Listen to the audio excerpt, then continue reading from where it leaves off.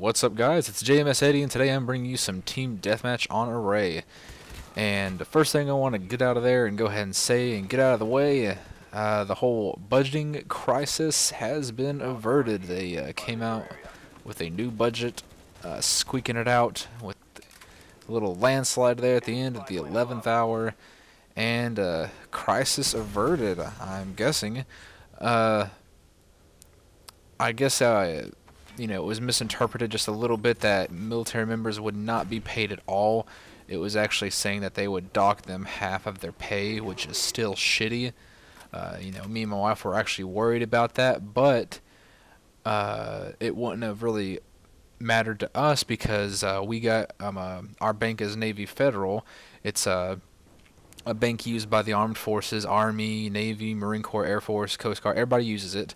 And they sent out an email to all of its all its active duty military members, letting them know that if this did happen and they were docked half pay, that Navy Federal would pick up the slack and cover the rest of their pay. And then once the Navy reimbursed them, that's when that member could reimburse Navy Federal for giving them that that little loan there. And it's not even a loan; it's just them giving them that money, so that way it's just like a normal payday for them. So I thought that was really awesome of them, when in times like this, when something stupid like this is happening and they just can't get this shit, get it down when it needs to be down, because really it shouldn't have gotten to that. It shouldn't have gotten to that situation, where it came that close to where, some people might not got some bills paid. And the thing is, this is the real world.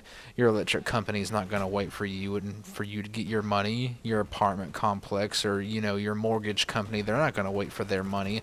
As soon as they're not getting paid, they're going to slap you with late fees. Possibly you might lose your home. You might lose something, So it was great, that got taken care of, or whatever, but of course there were some stipulations, and the reason why it got done the way it did, I'm not gonna go into them, but I'm glad it's over with. I'm glad that me and my wife don't have to worry about that now. Oh man, it was a long day today, just a headache, just worrying about that shit happening. Oh man, it's just been one headache after another today, but you know what, that's over with. It's said and done.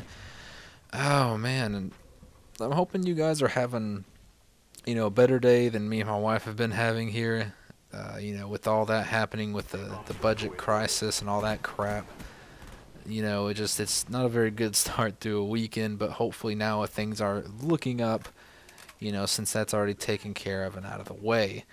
Now, not really much to talk about this gameplay here. It's actually, I guess I didn't, I wanted to kind of post something average to show you what I really do on a normal basis when I'm not wowing, or because most of us out there that we can get consistently good games, we don't do it every single game. That's actually a misconception about gamers that are skilled like in FPSs and things like that. People think that, oh man, they got great KDs. Yeah, I've got a 2.7 KD right now, but I'm not throwing up those outrageous games all the time. This is pretty much how I do on average right here. I'm trying to remember, what is the finals? I think it's like 32 or 33 and 4 or 33 and 5, something around there. That sounds about right average, at least for Team Deathmatch for me. And of course, things like Domination, I get it anywhere in between 30 to 60 kills, without with at least not dying more than maybe 15 to 20 times, depending on how rushy I am. Like per se, if I'm playing a lot of defense, which I normally do on Domination, then I'll die a lot less. Or if I'm rushing a lot more and I want to capture points, things like that, then of course I'll have more deaths. But anyway, anywho, the weekend is finally here. Oh god, I'm so excited for it. I actually got on some Black Ops tonight, played for a little while, and you know what, I'm slowly but surely, just finding my way back into it. I take it easy every now and again. I don't play Black Ops every single day. I used to for the longest time, you know, just trying to get games and things like that. And I end up just getting really angry and just getting really pissed off at the game, and that doesn't need to happen. You know what? I said I'm gonna play some other stuff because I had some gameplays already saved that I knew I was gonna do commentary over. So I'm like, you know what?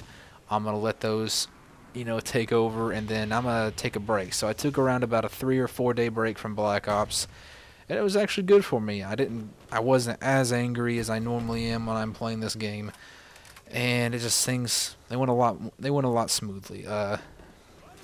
And as you can see right here, I'm still sticking to what I said I was gonna do before. Instead of bitching and complaining about it constantly, you know what? I'm just going to do what everybody else does. Everybody else is using Ghost, I'm going to use a Ghost. Everybody else is using the power weapons, I'm going to use the power weapons. I mean, that's how it is. So I mean, no use complaining about it, and join them. Have some fun. Oh lordy.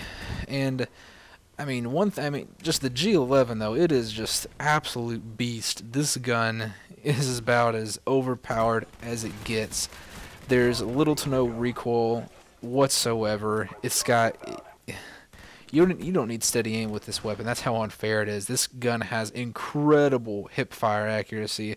So I mean, even if somebody does get up on close to you, it's not going to be a fair fight either way. But anyway, guys, here's the final kill coming up right here. Shoot this guy's kneecaps right out, and that's the game. And wait, let's see the yeah, 31-4. And hope you guys enjoyed it. I hope you guys have a great weekend, and I will see you tomorrow. Peace.